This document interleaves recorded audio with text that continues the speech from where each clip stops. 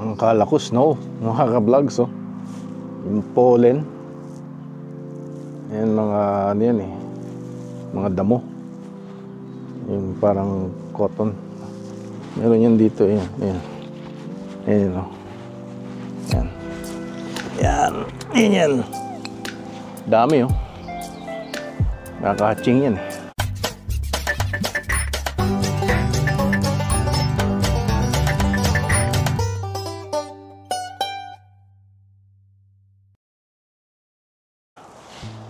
Ayan. Kita nyo, oh. Ang dami, oh. Tapos yan, pag uminit na, may mga lamok. Ayan. Yan mga vlogs. So, play na muna tayo ng catch. Tapos mag mountain bike tayo. Ang daming pwedeng gawin dito sa pag summer. Pagka winter, pagka sports person, winter sports person ka, marami ka rin naman pwedeng gawin. Kaso na Pinoy tayo eh. Di tayo nasanay sa mga yan. Kunin natin yan mamaya, Roy, sa Nesty. 5-10 cents din ata yan pinauli, tsaka maka-help pa na sa environment. Yan. I think somebody's in there. Hello? Is that a person?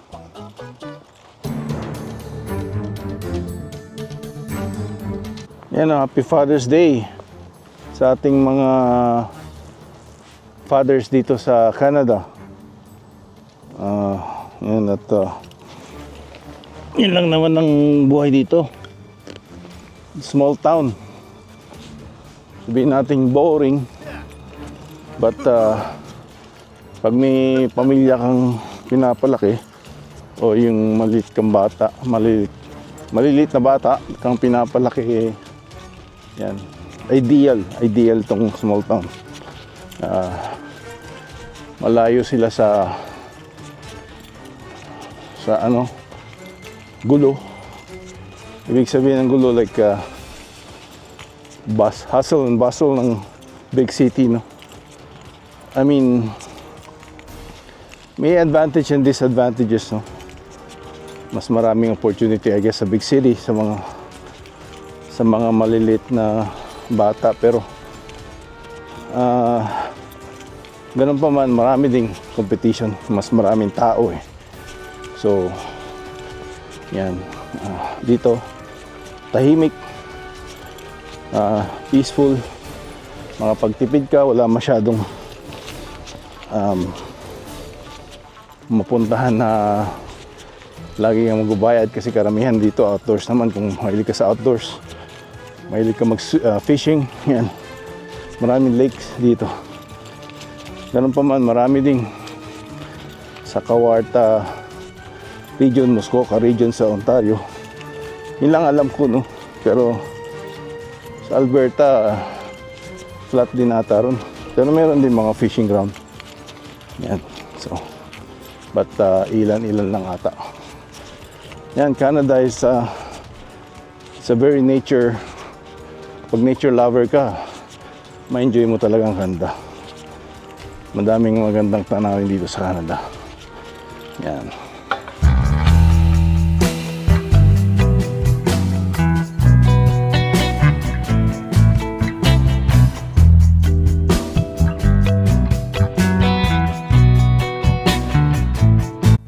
Oh, look at that. Cloud is moving this way on the bottom, and then the other cloud just staying still on the top part. I don't know if you can notice, but we noticed that. See that cloud there? But we noticed it's already there. Right. So, yeah. Okay. Yeah. Yeah, I think it's 12 and it's lunchtime now. Yeah. Okay. Ayan, oh, sandali lang yung ano dito. Minsan iinit, minsan lalamig. Ngayon medyo lumamig. Kaya nagsutli ako ng spring vest para hindi mahamugan yan ang ating likod. Pagka nahamugan yung likod mo, yung lungs mo, ma-prone ka sa sipon. Yan, nagano tayo ng mga at least 45 minutes basketball, baseball. Yan, si Bunso ay naglalaro ng soccer. Yan, medyo umambon na. I can feel the rain now. Yeah, coming here. Yan, kain muna tayo mga vlogs. Yan, ewan ko sa mga ganitong panahon kung nasa ng bear. Siguro nandyan lang sila around here. Kasi hindi mo alam, may tatago o alam nila may tao. Kaya kailangan ano ko rin, very alert. Huwag mo silang magulat. Kasi pag nagulat sila, dun sila time na mag-attack.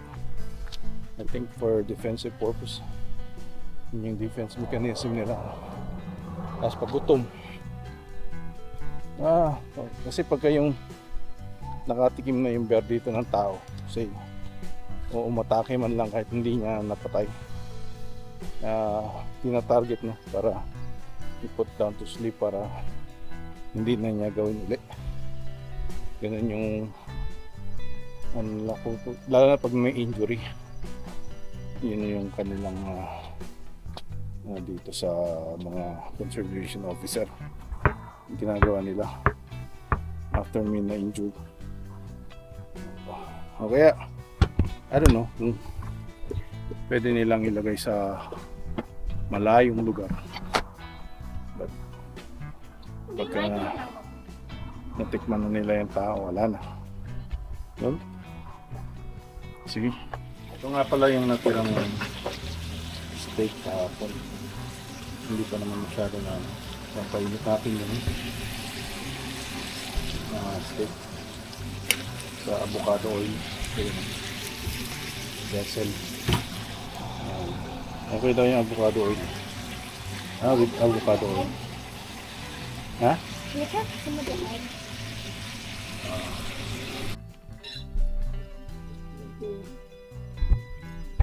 Nakain tayo mga vlogs. Alright. Kanin. Good. Ginawa ni Chantal. Ito. Steak. Collaborative. Lagyan natin yung steak sauce. Thank you and thank you. 2,000 years later. Musta mga ka-vlogs?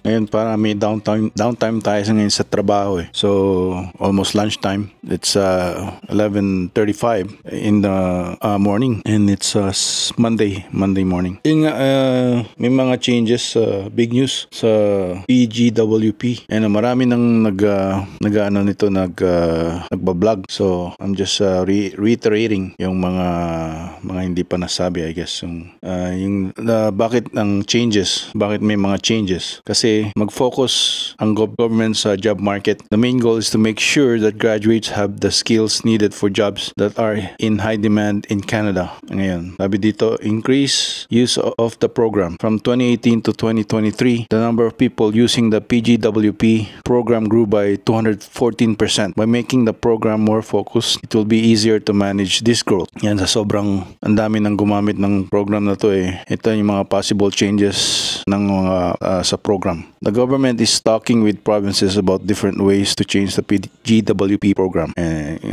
Postgraduate, big changes to work permits for graduates, postgraduate permit program. Yan.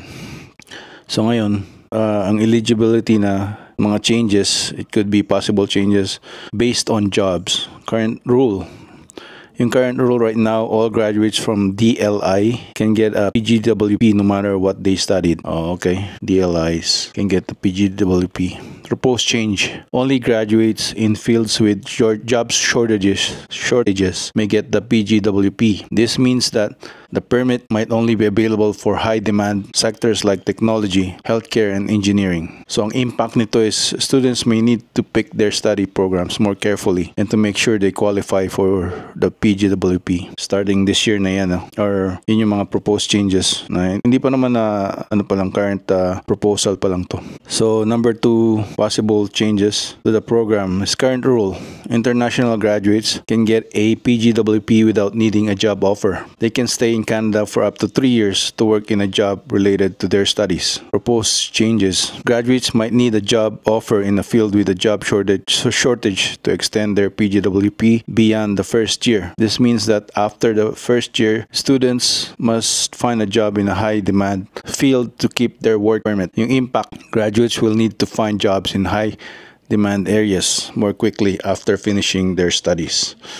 Yan. So, number 3 sa mga proposal changes is language and provincial support. And current rule, getting or extending a PGWP does not currently depend on language skills or support from a province. Proposed change, to extend the PGWP, graduates might need to show that they have a good language skills in English, French, or French. They might also need support from a province. Ayan. So, ang impact nito is these new rules could make it harder to extend the PGWP but would ensure that only those who are well prepared to work in Canada can stay. Ayan. So, I guess sa ang daming ngayon, yung mga nagrarally ng mga international student, pa sila ng hunger strike sa PEI. So if they're able to study daw, they're able to stay and work and pay taxes. So they have the right daw to stay and get a PR. Yan, parang dinidiktahan ng ating Canadian government. Yan. So, in current rule, any graduate from a DLI can apply for a PGWP under the current rules. Proposed change. The change might only apply to new students enrolling after the changes are made. Alternatively, they could apply all graduates, even those who have already completed their studies. So impact. If the changes only apply to new students, current students and recent graduates won't be affected right away, giving them time to adjust. Okay, so impact on prospective students. These changes could have a big effect on students who choose study programs that are not in high demand fields. To have a better chance of getting a visa and PGWP under the new rules, experts suggest focus on skill-based programs. Choose programs that have a high demand in Canada like sciences, IT, healthcare, engineering, and business specialties. Research job market trends and stay informed about growing industries and the skills that are in demand. Tips for prospective applicants. Course selection is key. Pick your study programs carefully to make sure it matches job market needs. Stay informed. Keep up with possible changes to immigration policies by checking official government websites. So in conclusion, the PGWP changes show the importance of choosing the right study programs for international students who want to work in Canada. Picking a program that matches job market needs can greatly improve your chance of getting PGWP and eventually becoming permanent resident. So important data. So all graduates can get PGWP. Current rule, proposed change, only graduates in high demand fields get PGWP. Impact, students need to choose programs carefully. Yan. So current rule, no job offer needed. New proposed change, job offer needed to extend PGWP. Graduates need to find jobs quickly. Impact. So current rule, no language provincial support needed. Language skills, proposed change, language skills and provincial support needed. And dati, I think it's Canada lang yung current rule na IELTS. IELTS is Canada-wide, I think. But ngayon, involved na ang province. So, ang impact nun is harder to extend PGWP. So, current rule applies to all graduates. Kahit anong course mo, pwede ka kumuha ng PGWP. Ngayon, might only apply to new students. Proposed change o yung proposed change, it might only apply to new students. So yung current students, impact nun is current students might not be affected. Oh, okay. So yung mga dati nang nasa PGWP, it might not be affected. No? So what are the high demands fields in Canada? High demand fields often include technology, healthcare, engineering, and certain business specialties. It is best to check the latest job market trends for up-to-date information. So how can I improve my chances of getting a PGWP? Choose a study program in high demand field. Stay updated on job market and prepared to meet any requirements such as language skills and job offers. So will current students be affected by these changes? It depends on how the changes are implemented. If they apply only to new students, current students may not be affected immediately. However, it's important to stay informed about the official announcement. Yan, so sa Canada.ca ay mga international students. This one is from tucnigeria.org.ng. Okay? So marami ding mga students from not only India, Philippines, but from Africa as well, Nigeria, ganyan. So it's a melting pot. So in the future, we're gonna be all the same, no color anymore. We're all gonna be gray. Yan na muna mga ka-vlogs. So don't forget, if you like this kind of video, don't forget to like and subscribe. Yan. See you later.